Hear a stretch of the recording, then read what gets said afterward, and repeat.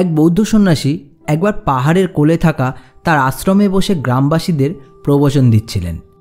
এক গ্রামবাসী তাকে জিজ্ঞেস করে, গুরুদেব, সফল তো অনেকেই হয়, কিন্তু অন্যদের থেকে সম্মান আর ভালোবাসা অর্জন করে সফল খুব কম মানুষই হতে পারে।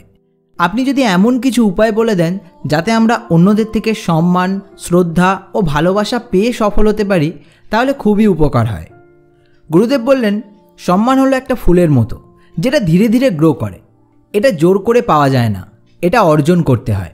আর এটা গ্রো করে তোমার প্রতিদিনের কিছু অভ্যাস, তোমার সমাজকে দেখার দৃষ্টিভঙ্গি এবং তোমার নিজের ওপর নিয়ন্ত্রণের মাধ্যমে। আজকে আমি তোমাকে 7টা এমন বিষয়ের কথা বলবো যেগুলো যদি আমরা মেনে চলি, আমরা সমাজের সম্মান, শ্রদ্ধা আর ভালোবাসা অর্জন করতে পারবো। নাম্বার 1, ক্রোধের সময় চুপ থাকো। ক্রোধ হলো আগুনের মতো, আর ক্রোধের সময় কথা বলা ফুটন্ত তেলে জলে ছিটে দেওয়ার মতো। এটা আমাদের চারপাশে থাকা মানুষদের কাছে আমাদের সম্মান জ্বালিয়ে নষ্ট করে দেয়। ক্রোধের সময় চুপ থাকার ঢালের মতো কাজ করে। লোকজন যদি দেখে যে তুমি রাগের সময় নিজেকে কন্ট্রোল করতে পারো, কারোর সাথে রিয়্যাক্ট করে বাজে ব্যবহার করো না, তাহলে তারা তোমাকে রেসপেক্ট করবে। তাদের চোখে তুমি প্রেডিক্টেবল হবে না, তুমি ম্যাচিওর হবে, যে অন্যদের থেকে একটু আলাদা। নাম্বার 2, প্রতিশ্রুতি দিয়ে সেটা রাখতে শেখো। মানুষজন সেই মানুষকেই ভরসা করে যে কথা দিয়ে কথা রাখে। মনে রেখো, বড় কথা বলার থেকে ছোট কথা রাখা অনেক বেশি বড় ব্যাপার। তাই যতটা তুমি পূরণ করতে পারবে ততটাই প্রতিশ্রুতি অন্যদের দাও, আর কমিটমেন্ট করার পর সেটা রাখার সর্বোচ্চ চেষ্টা করো। অন্যের কাছে ভরসাযোগ্য হওয়া তোমাকে তাদের কাছে শ্রদ্ধা আর ভালোবাসার পাত্র করে তুলবে। নাম্বার 3, ইগোর ওপর কন্ট্রোল রাখো। মনে রেখো, মানুষ সেই সব মানুষদের থেকে দূরে থাকতে পছন্দ করে, আর সেই সব মানুষকে সম্মান দেয় না যারা অহংকারী। অনেকে অহংকারকে তার বন্ধু বলে মনে করে, কিন্তু অহংকার কখনোই আমাদের বন্ধু হয় না। অহংকার আমাদের সবচেয়ে বড় শত্রু। এটার মানে এই নয় যে আমাদের সবার হ্যাঁতে হ্যাঁ মেলাতে হবে, কিন্তু আমাদের প্রত্যেকের উচিত পোলাইট আর হাম্বেল হওয়া, আর অবশ্যই নিজের ইগোর ওপর কন্ট্রোল রাখা। নাম্বার 4, কনসিস্টেন্ট থাকতে শেখো। কনসিস্টেন্সি হলো ক্যারেক্টারের ব্যাকবোন। মনে রেখো, একবার ভালো কাজ করা প্রশংসা দেয়, কিন্তু বারবার নিয়মিত ভালো কাজ করা সম্মান দেয়। আমরা হয়তো খেয়াল করি না, কিন্তু আমাদের চারপাশের মানুষ আমাদের নিয়মিত অবজার্ভ করে, সেটা কনসাসলি হোক কিংবা সাবকনসাসলি।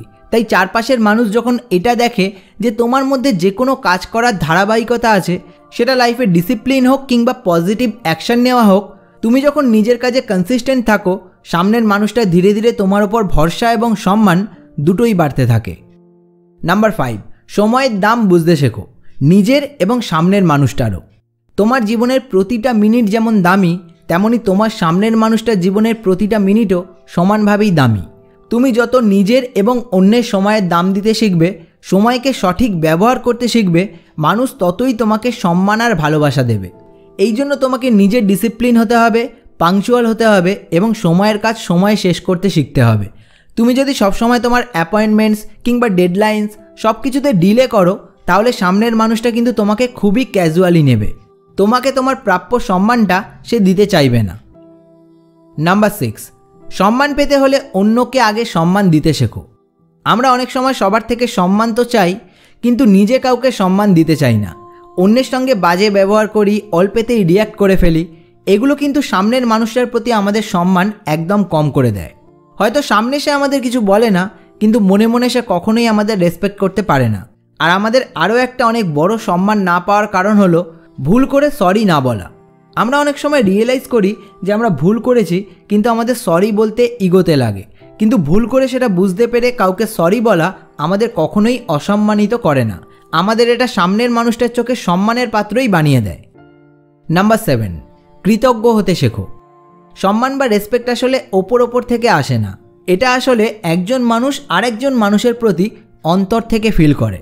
আর আমরা যখন কারোর প্রতি কৃতজ্ঞ থাকি না, সেটা সামনের মানুষটা মন থেকে ফিল করতে পারে। এটা বলে বোঝাতে হয় না, এটা অনেকটা স্পিরিচুয়াল একটা ব্যাপার।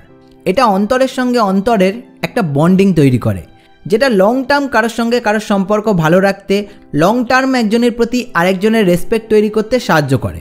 তাই ছোটোখাটো ব্যাপারেও অন্যদের প্রতি এবং ওপরওয়ালার প্রতি কৃতজ্ঞ থাকো এবং সেটা মন থেকে থাকো।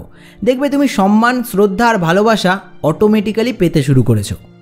তো বন্ধুরা, আপনারা এর মধ্যে কটা বিষয় নিজের জীবনে ফলো করেন কমেন্টে লিখে জানান।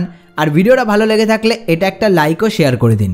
এবং এই চ্যানেলে নতুন হলে সাবস্ক্রাইব করে রাখুন এরকম ভিডিও আরও দেখার জন্য। আপনাদের সঙ্গে দেখা হচ্ছে খুব তাড়াতাড়ি আরও একটা নতুন ভিডিওতে। ততক্ষণ stay happy, stay healthy and stay motivated.